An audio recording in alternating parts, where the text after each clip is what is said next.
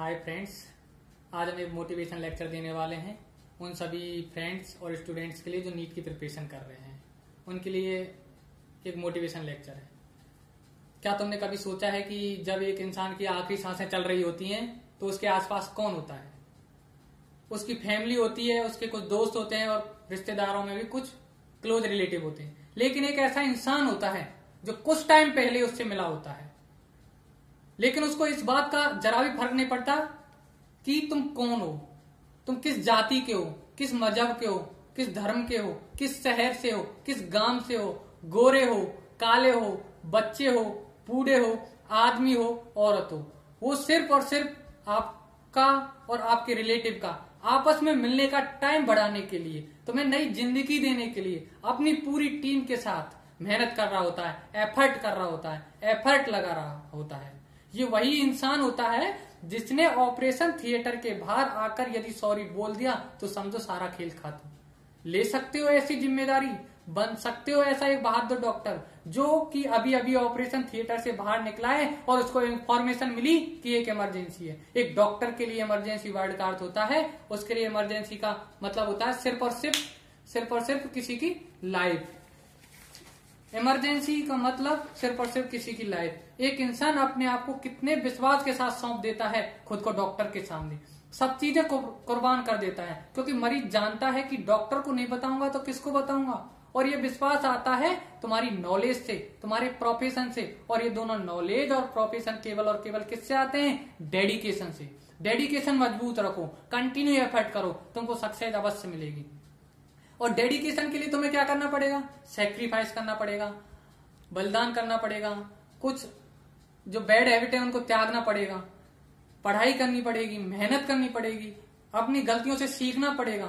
ये तुम्हारी जो एमबीबीएस के लिए एंट्रेंस एग्जाम है, बहुत छोटी सी परीक्षा है जो सिर्फ और सिर्फ तुमसे पढ़ाई मांगती है।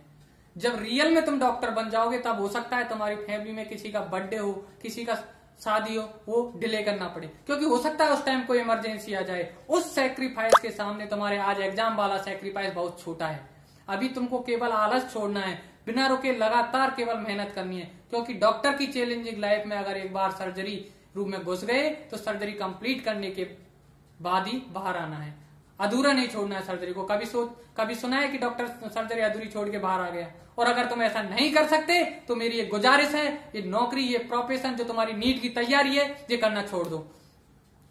इसलिए मैं आप सबसे कहना चाहता हूं कि कंटिन्यू एफर्ट करो, दिन रात मेहनत करो, आलस को त्यागो, तुमको सफलता अवश्य मिलेगी। क्योंकि डॉक्टर का व्हाइट कोट जो होता है ना, वो बेदाग होता है। उसको पहनने का मतलब है कि सामने चाहे कोई भी हो, उसको यदि मेडिकल प्रॉब्लम है तो बिना किसी कंडीशन के उसकी हेल्प करनी है। डॉक्टर के गले में जो स्टेथोस्कोप होता है वो एक जिम्मेदारी की माला होता है। तुम्हारा काम, तुम्हारा प्रोफेशन डायरेक्ट लोगों की लाइफ से जुड़ा होगा। आईसीयू के बाहर जो रिलेटिव की भीड़ खड़ी तुमने जो देखी है ना, उस चीज का वेट कर रही होती है कि कब डॉक्टर बाहर आए और ये बोले कि तुम्हारा मरीज खतरे से बाहर है, उसको होश आ गया है। कहां से आती है ये सब जिम्मेदारियां? कहां से आता है लोगों में एक डॉक्टर के प्रति इतना विश्वास? सोचा है कभी? क्योंकि वो मेहनत करता है और वही मेहनत तुमको अभी करनी है। सोचो ये तुम्हारे नीट का एग्जाम एक इमरजेंसी है और अब तुम क्या करोगे?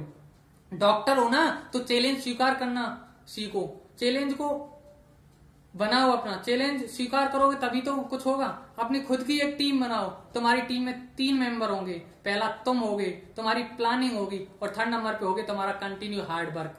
तुम्हारा माइंड तुम्हारा स्टेथोस्कोप समझो, जो हमेशा तुम्हें अपनी मंजिल पाने के लिए बेताब धड़कनों के साथ तुमको सुनता रहे और इसके हिसाब से तुम्हारी बॉडी को हार्ड वर्क करने के लिए ऑर्डर देता रहे। जब तुम इस एग्जाम की इमरजेंसी से लड़ रहे होगे, उस टाइम इस ऑपरेशन थिएटर रूपी स्टडी रूम के बाहर की वार्निंग लाइट को जला देना, ताकि तुम्हें मेहनत करने से कोई डिस्टर्ब ना कर सके।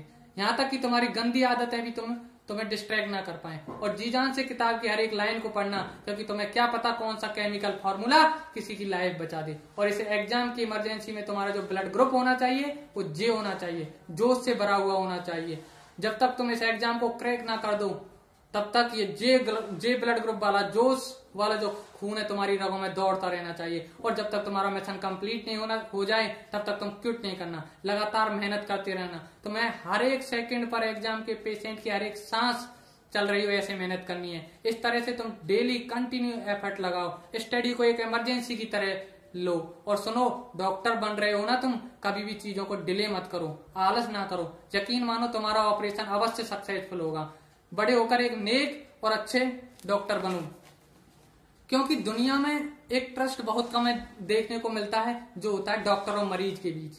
मरीज बिना कुछ सोचे समझे, बिना कुछ गलत थॉट लाए सारी चीजें डॉक्टर को बता देता है, क्योंकि उसे विश्वास होता है कि डॉक्टर ही एक ऐसा इंसान है जो उसे समझ सकता है। लेकिन डॉक्टर अपनी मेहनत से, लगन से, अपने ज्ञान से, अपने सर्जिकल इंस्ट्रूमेंट से उसकी क्या करता है, हेल्प करता है।